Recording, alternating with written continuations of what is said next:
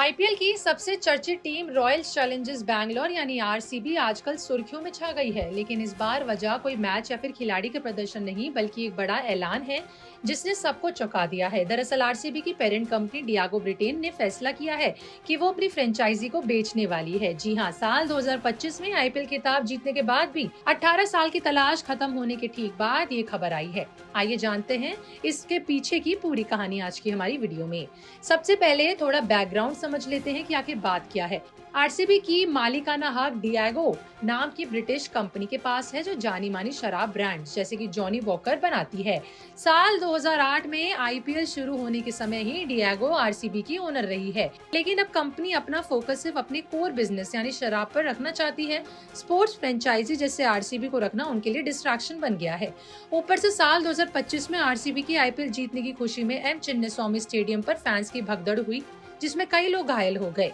इससे कंपनी को कानूनी और इमेज की दिक्कतें आई, तो उन्होंने सोचा कि इससे बेहतर है इसको बेच देना।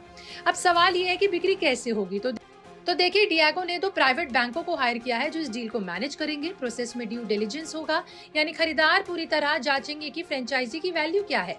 फिर नेगोशिएशन होगा और आखिर में बीसीसीआई और आईपीएल गवर्निंग काउंसिल की मंजूरी मिलेगी। आपको बता दें कि पूरा काम मार्च साल 2026 तक खत्म हो जाएगा, मतलब आईपीएल साल 2026 से नई ओनरशिप के साथ ये गेम खेला जाएगा।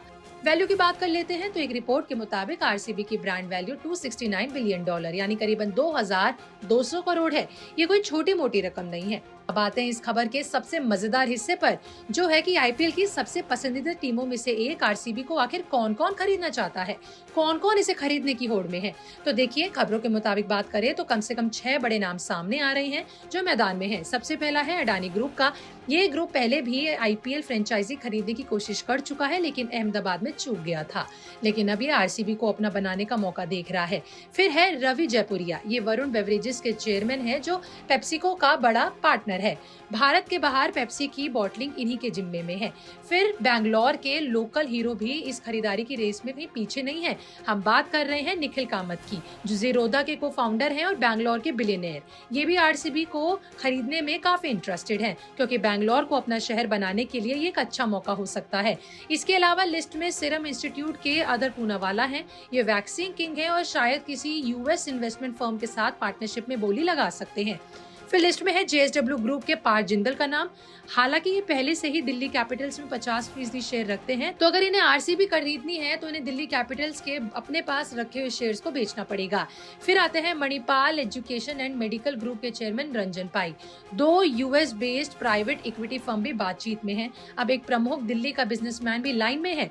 कुल मिलाकर इंडिया और यूएस ग्रुप्स की रेस चल रही है। हालांकि अभी प्रोसेस शुरुआती स्टेज पर है, कुछ भी फाइनल अभी बिड नहीं लगी है। हालांकि वही दूसरी ओर डियागो का इंडिया नाम भी आरसीबी की इस रेस के खिलाफ है, तो शायद आखिरी मौके पर फैसला बदल जाए।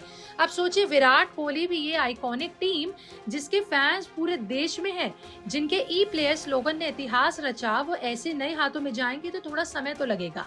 इस कदम से क्या फायदा होगा, अगर इस पर बात करें तो कई ओनरशिप से ज्यादा इन्वेस्टमेंट आ सकती है, टीम मजबूत हो सकती है, लेकिन चुनौतियां हैं जैसे बीसीसीआई के नियमों में, फाइनेंशियल चेंज में और फैंस की सेंटिमेंट्स पर भी असर पड़ सकता है। खासकर बैंगलोर वाले नहीं चाहेंगे कि उनकी टीम बाहर चली जाए। तो ये थी आरसीबी सेल की पूरी कहानी। कि आप भी हैं आरसीबी फैन? कमेंट में लिख के जरूर बताइएगा। वीडियो अच्छे लगे तो लाइक शेयर करना बिल्कुल ना भूलें।